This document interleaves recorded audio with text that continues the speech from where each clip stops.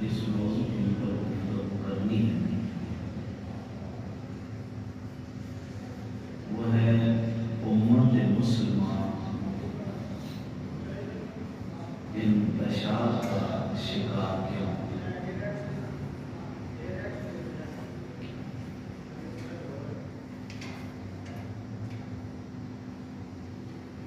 اس موضوع کے اوپر میں آج کی جمعہ کی گفتگو کروں گا۔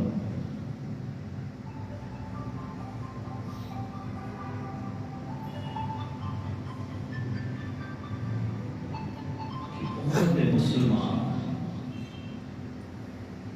انتشار کا شکار کیوں ہے؟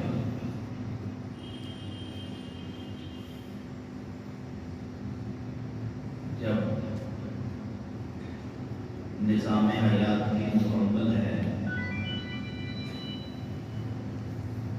عقیدہ بھی مکمل ہے،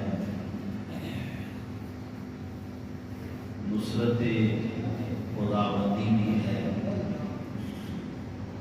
تو پھر امت مسلمہ کیوں انتشار کا شکار ہے؟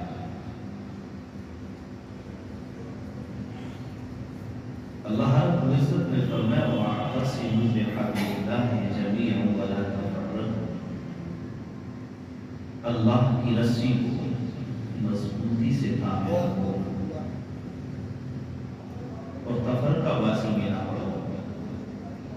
وَاذْكُرُوا نِعْمَتَ اللَّهِ عَلَيْكُمْ إِذْ كُنتُمْ أَعْدَاءً فَأَلَّفَ بَيْنَ قُلُوبِكُمْ، تو اس نعمت کو یاد کرو کہ جس نے تمہیں بھائی بھائی بنا دیا ہے، شفا کو پردے میں لنا، تم تو جہنم کے گڑھے پہ کھڑے تھے۔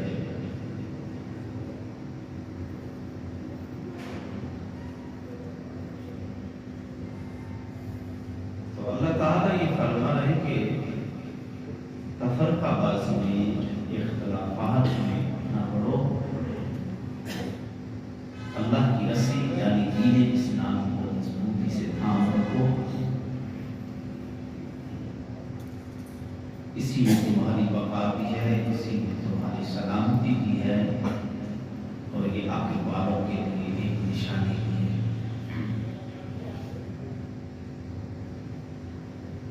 جہاں تک تعلق ہے کہ انتشار کا شکار امت کیوں ہوتی ہے، تو وہ دین سے دوری، قرآن سے تعلق ہے،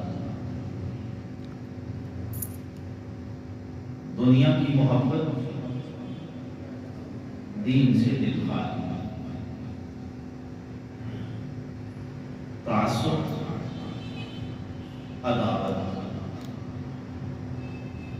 کم علمی اور جہالت، نااہل لوگوں کا اوپر آنا، جب یہ باتیں ہو جائیں تو پھر امت انتشار کا شکار ہو جاتی ہے۔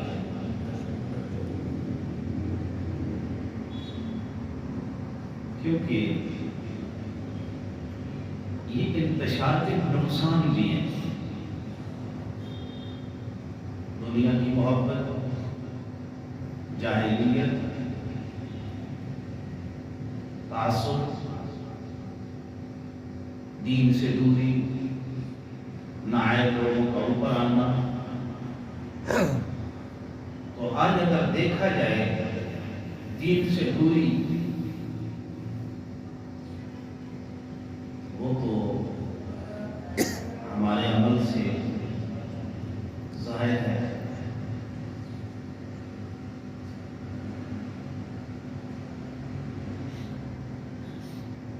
ایک خدا ہے، ایک نبی ہے، ایک قرآن ہے، یہی دین ہے اور مکمل ضابطۂ حیات ہے۔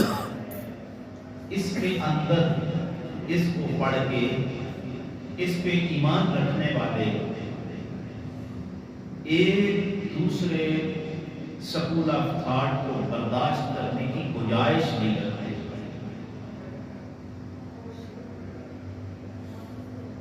یہ سب سے بڑی انتشار کی وجہ ہے۔ کم ظرف لو، کم علم لو، وہ اختلاف کو دشمنی سمجھتے ہیں، وہ اختلاف کو دشمنی سمجھتے ہیں. اور یہ جوہلا کی باقیات میں سے ہے کہ آج تفرقہ بازی کی تبلیغ ہے، دین اسلام کی تبلیغ نہیں. شخصیت پرستی کو فالو کیا جاتا ہے اور اسی ہی کے اوپر اعتراضات کیے جاتے ہیں. یہ کم علمی کی انتہا ہے. بات دلائل سے ہونی چاہیے، نہ کہ کسی شخصیت کے اوپر ہونی چاہیے. آج دلائل نہیں ہے، ممبروں کے اوپر بے ڈھنگے باز قصے کہانیاں. امت کی ان میں اصلاح نہیں ہے، بلکہ دین سے دوری اور دین سے بیزاری ہے. اس کا نتیجہ اللہ کہہ رہا ہے کہ تم ایک ہو جاؤ. امت تقسیم در تقسیم ہوتی چلی جا رہی ہے. اللہ کہہ رہا ہے لَقَدْ كَانَ لَكُمْ فِي رَسُولِ اللَّهِ أُسْوَةٌ حَسَنَةٌ. تمہارے لیے رسول اللہ صلی اللہ علیہ وآلہ وسلم کی سیرت بہترین نمونہ ہے. اگر رسول اللہ کی سیرت بہترین نمونہ ہے، قرآن کمپلیٹ کوڈ آف لائف ہے، مکمل ضابطۂ نظام حیات ہے، پھر امت ٹریک کیوں ہے؟ اگر اس کا یہ دعویٰ ہے غلامی رسول میں موت بھی قبول ہے، تو خدا کا دیا ہوا دائر عمل قبول کیوں نہیں ہے؟ اگر یہ دعویٰ ہے غلامی رسول میں موت بھی قبول ہے، تو جس کو رب نے کہا لَقَدْ كَانَ لَكُمْ فِي رَسُولِ اللَّهِ أُسْوَةٌ حَسَنَةٌ، اس کی زندگی ہمارے لیے، جس کو رب کہتا ہے بہترین نمونہ ہے، قرآن کمپلیٹ کوڈ آف لائف ہے، تو پھر اس کو فالو کیوں نہیں کیا جاتا؟ سوال ہے نا. مانتا خدا کو ہے،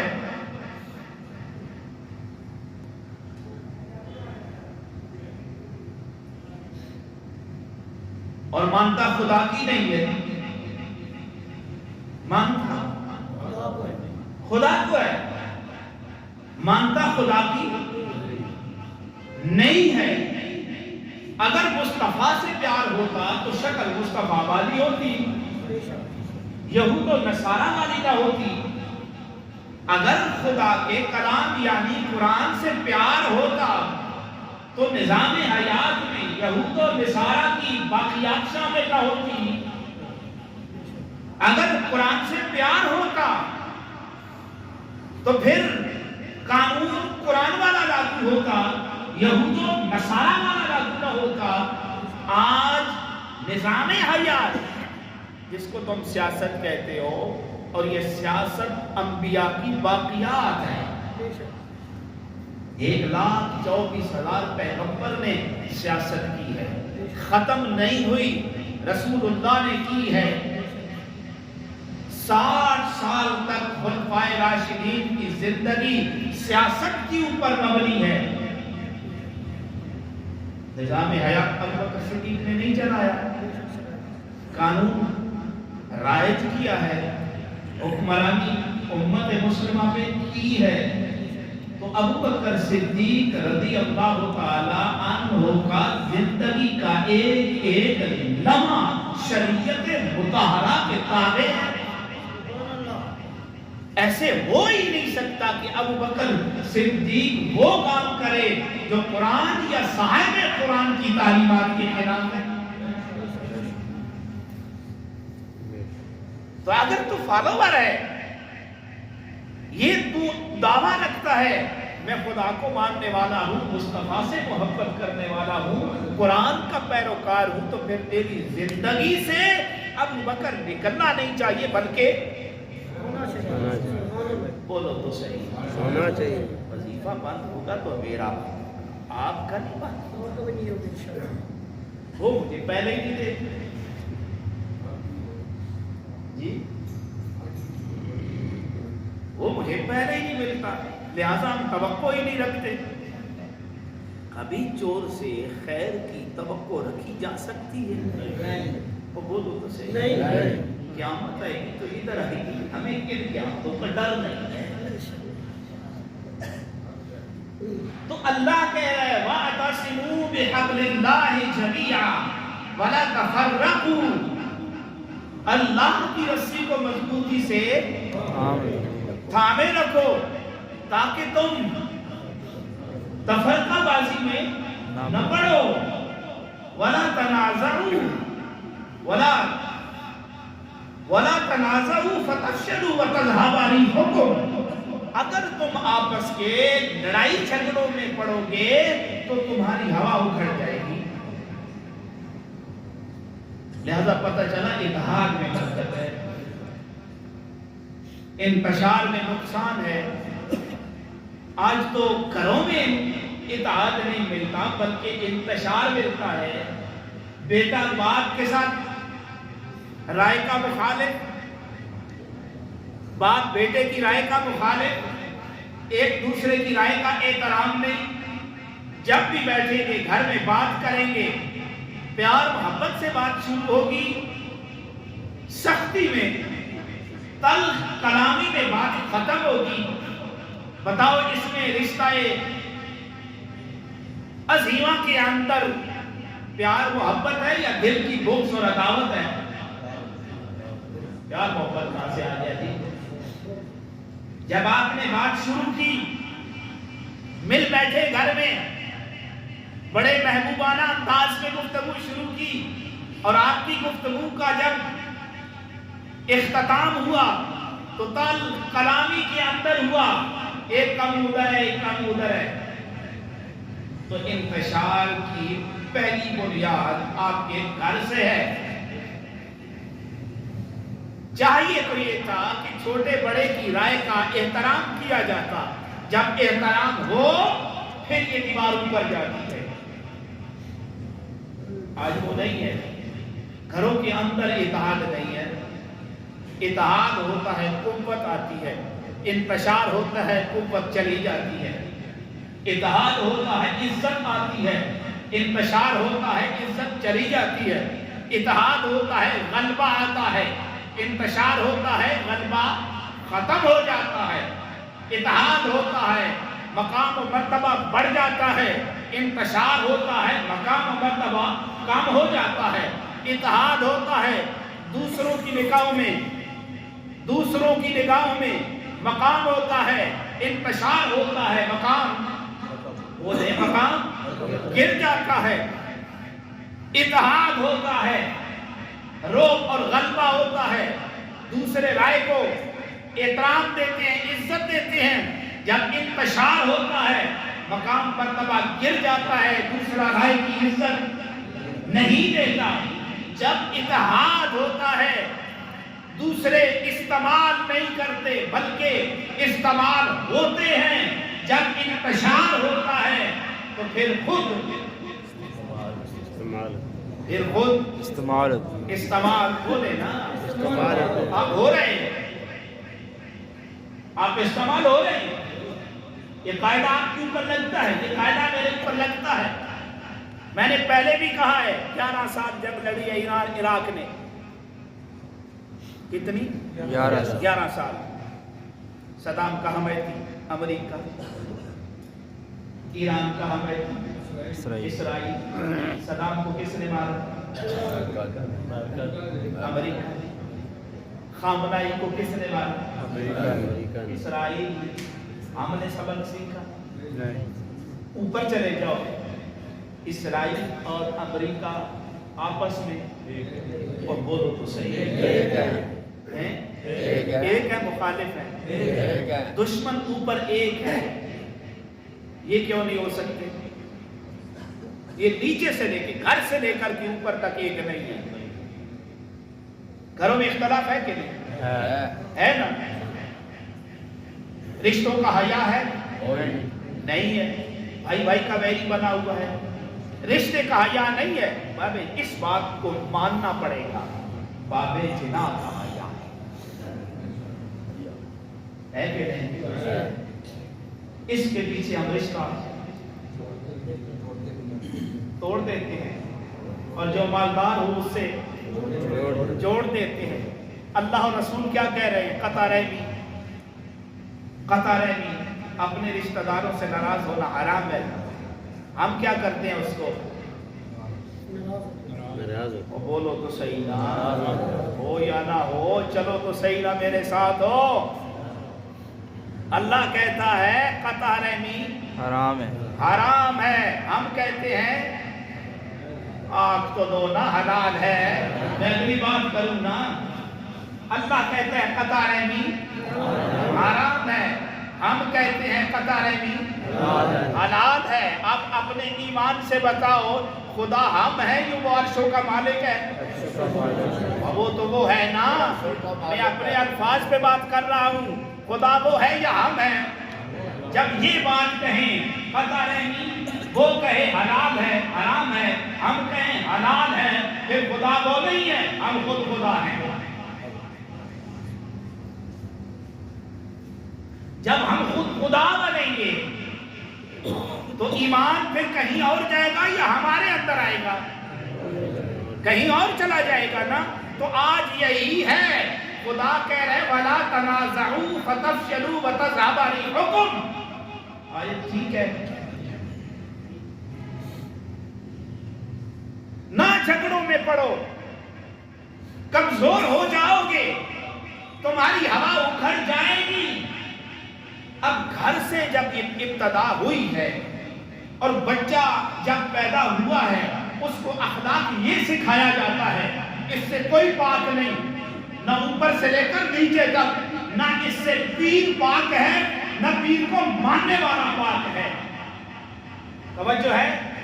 بات کڑوی ہے، پیر گدی کے پیسوں پہ نہیں لڑ رہے، بولو تو صحیح نا، آپ کو شک ہی نہیں ہے۔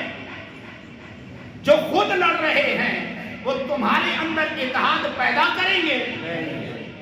مانو میں منع نہیں کرتا، میں بھی ماننے والا ہوں، یہ علیحدہ بات ہے۔ پہلے میں پیروں کی زیادہ پرستش کرتا تھا، اب میں زنانی کی زیادہ کرتا ہوں۔ مولوی صاحب نہیں مانتے، حالانکہ میرے سے بڑے مرید ہیں، یہ اس معاملے میں سارے مرید ہیں، بس سر نیچے کر کے کہتے ہیں کہ ہم مرید نہیں ہیں۔ کون کہتا ہے نہیں ہو؟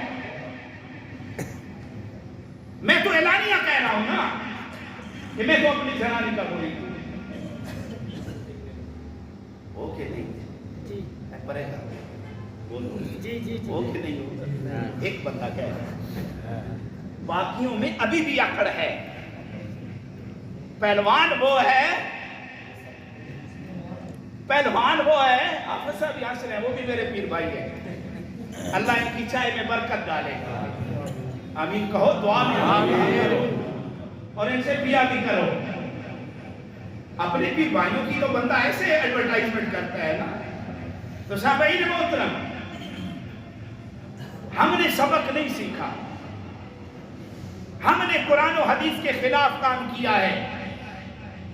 اگر ہم قرآن کو ماننے والے ہوتے تو ہماری زندگی میں یہود و نصارہ نہ ہوتے، قرآن کو ماننے والے ہوتے، ان جیسی شکلیں نہ ہوتی، قرآن کو ماننے والے ہوتے، ہمارا فوجداری نظام ان والا نہ ہوتا، قرآن کو ماننے والے ہوتے، ہمارا سول نظام ان جیسا نہ ہوتا، قرآن کو ماننے والے ہوتے، ہمارا فیملی نظام ان جیسا قانون نہ ہوتا۔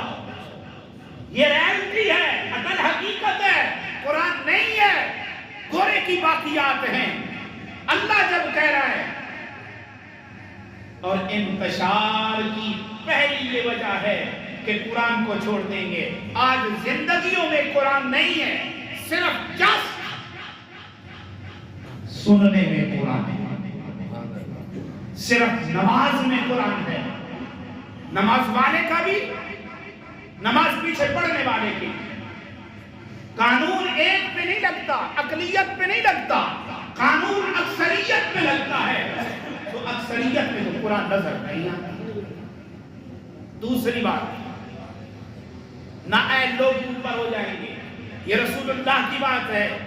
قرب قیامت نااہل لوگ آئیں گے، جب نااہل لوگ اوپر آئیں گے تو پھر بگاڑ آئے گا، خیر نہیں آئے گی، مال بے شک آ جائے سکون نہیں آئے گا، مال بے شک آ جائے قتل و غارت ختم نہیں ہوگی، کیونکہ قرآن کی اشاعت نہیں ہوگی۔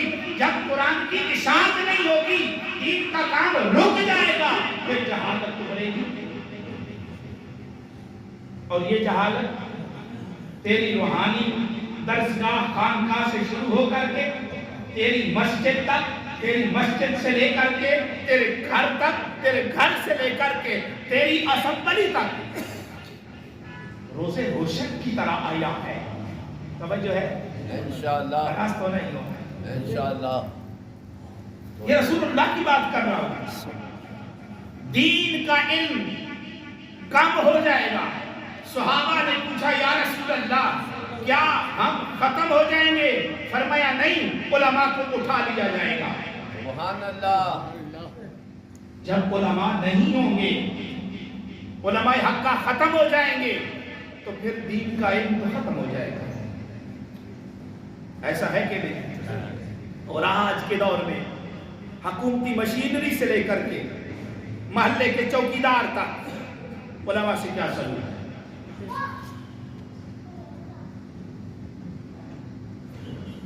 سارے ساتھ ہلا رہے ہیں، ایسے لگ رہا ہے جیسے تمہیں بہت دکھ لگ رہا ہے اور اس ظلم میں آپ شریک نہیں ہو۔ عید پہ 500 دے کے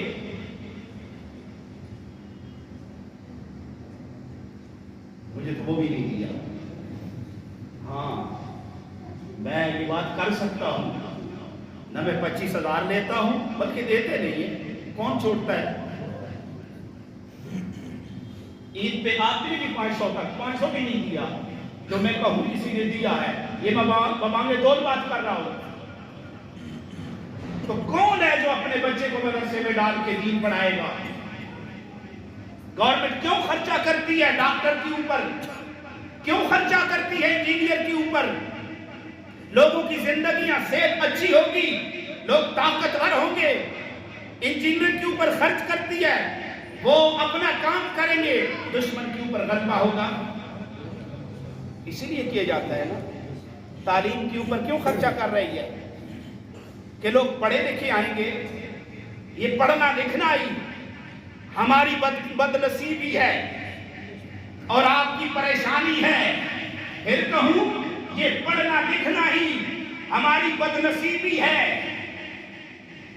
اور آپ کے دماغ کی اس وقت پریشانی کی انتہا ہے۔ میں آگے چل کے بتاتا ہوں، پڑھے لکھے لوگ پریشان ہو گئے ہیں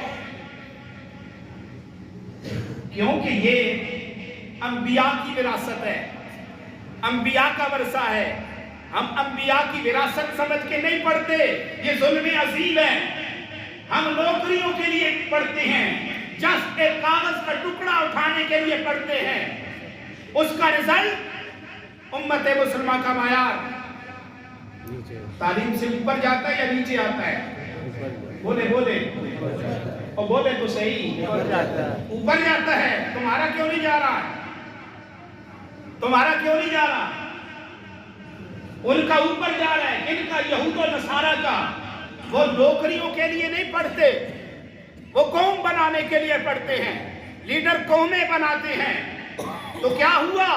وہ قوم بنانے کے لیے ہماری بیٹی ماں بہن حاملہ ہو تو وہ ٹک ٹاکر بن جاتی ہے، بیٹھ کے موبائل دیکھتی ہے، وہ بیچ میں لگا دیتے ہیں تاکہ اس کا دماغ حرکت میں رہے، اس کے آنے والے کا دماغ بھی حرکت میں رہے۔ وہ دماغوں کو حرکت میں لاتے ہیں تاکہ پھر ہم کائنات میں لوگوں کو سکون نہ کرنے دیں۔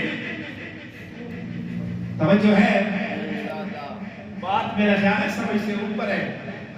خدا کی قسم، آج بھی اگر قرآن والے بن جاؤ اور مصطفیٰ کی بات کا پاس کرو، حیا کرو، ان کی سنت کا عامل بن جاؤ۔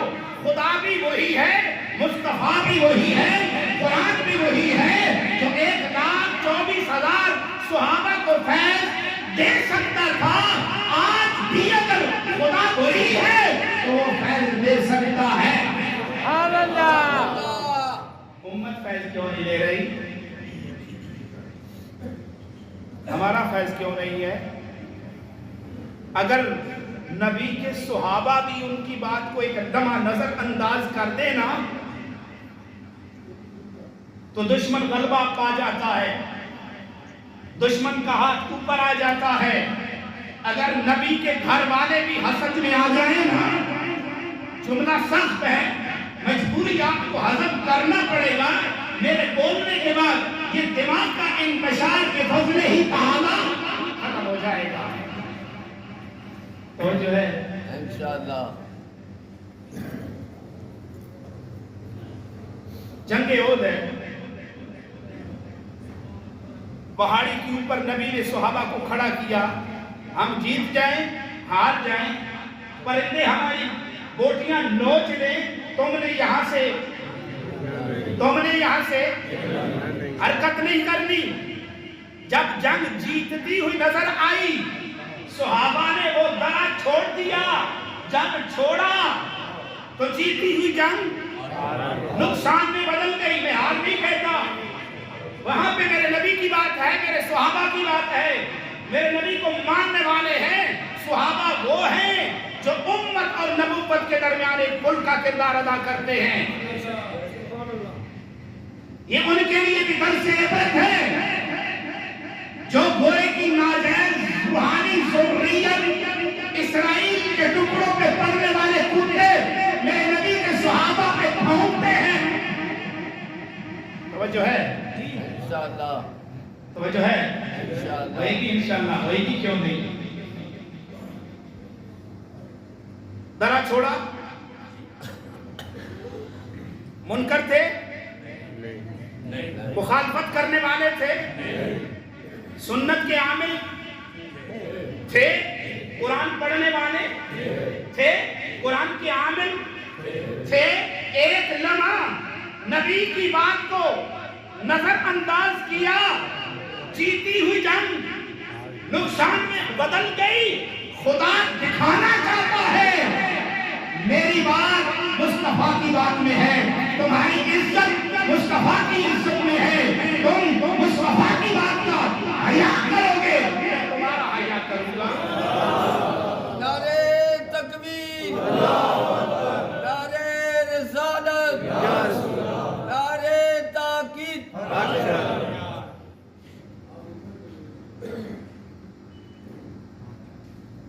حسد جو آج ہمارے اندر ہے، بغض آج جو ہمارے اندر ہے، یہ اگر نبی کے گھر والوں میں بھی آ جائے، نبی موجود ہو، پھر بھی انتشار اوپر آ جاتا ہے۔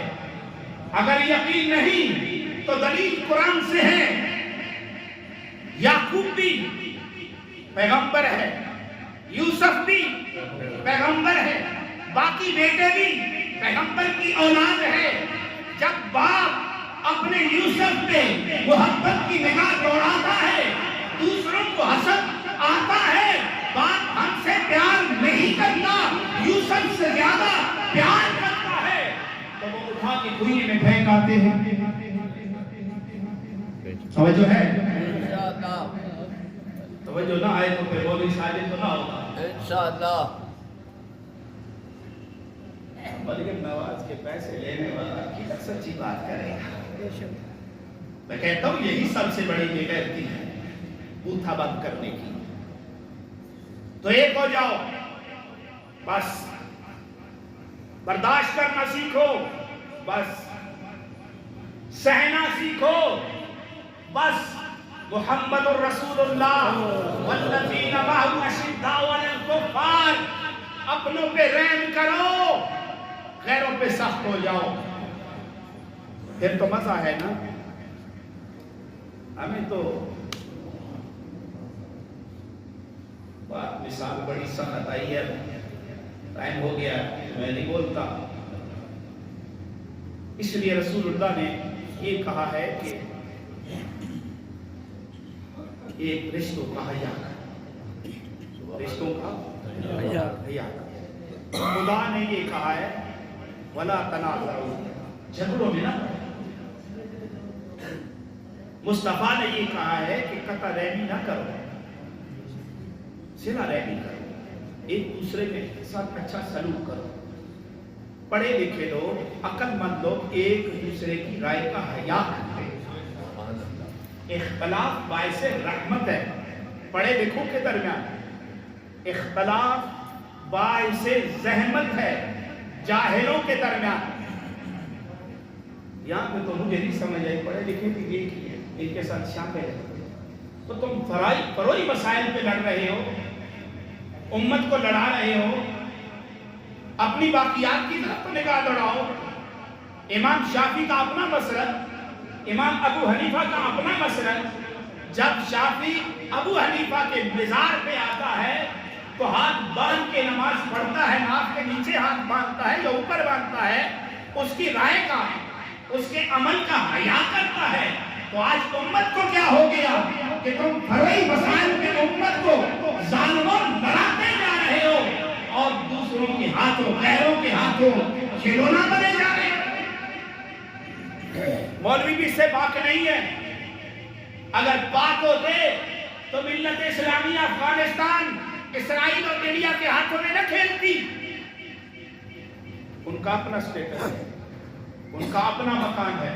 غلطی اگر ہم نے بھی کوئی کی ہوتی تو کہتے مسلمان ہیں، غیروں پہ تک نہ دوڑاتے، تک خدا پہ رکھتے۔ کام ہم بھی کوئی نہیں ہے، خط اسی بھی کوئی نہ، سبحان اللہ، اسی بھی پورا ڈیڑے نہیں۔ لیکن میں اس طرف سمجھانے کے لیے کر رہا ہوں، تو اپنے دلوں کے اندر گنجائش پیدا کرو۔ یہاں سے دین پھیلے گا، اتحاد سے، اتفاق سے، کیونکہ جب انتشار آتا ہے عزت ختم ہو جاتی ہے، انتشار آتا ہے غلبہ ختم ہو جاتا ہے، انتشار آتا ہے علم رفع ہو جاتا ہے، انتشار آتا ہے دوسرے کی رائے ختم ہو جاتی ہے، اتحاد آتا ہے دین اوپر آتا ہے، اتحاد آتا ہے غلبہ آتا ہے، اتحاد آتا ہے پھر دوسرے رائے کا حیا کرتے ہیں، اتحاد آتا ہے پھر دوسروں کے ہاتھوں میں بندہ کھلونا نہیں بنتا، انتشار سے کھلونا بنتا ہے، اتحاد سے پھر دوسرے کھلونا بنتے ہیں۔ آج پوری امت مسلمان یہود و نصارہ کے ہاتھوں میں ناچ رہی ہے۔ دعا ہے اللہ ہمیں فہم عطا فرمائے۔ روزے چلے گئے ہیں، بابا جی کوئی بیٹھ جائے، روزے چلے گئے ہیں، خدا تو نہیں چلا گیا، وہ بولے تو صحیح، روزے چلے گئے ہیں، خدا تو موجود ہے نا، تو پھر روزوں میں مسجدیں آباد کی، اب کیوں ویران ہے؟ جب خدا ہے، یقیناً ہے، اٹل حقیقت ہے کہ ہے، تو پھر خدا کی بات مانو۔ قرآن صرف روزوں میں پڑھنے کے لیے نازل ہوا تھا، چپ ہو گئے، روزوں کے لیے تو نہیں نازل ہوا تھا، زندگی کے ہر لمحہ کے لیے، ہر وقت، ہر محلے، ہر گلی کے لیے نازل ہوا ہے۔ تو پھر پڑھا کرو قرآن، 5 وقت کی نماز پڑھا کرو، دین کے عامل بنو، ایک دوسرے کی رائے کا خیال کرو، اللہ تعالیٰ آسانی فرمائے گا۔ جزاک اللہ۔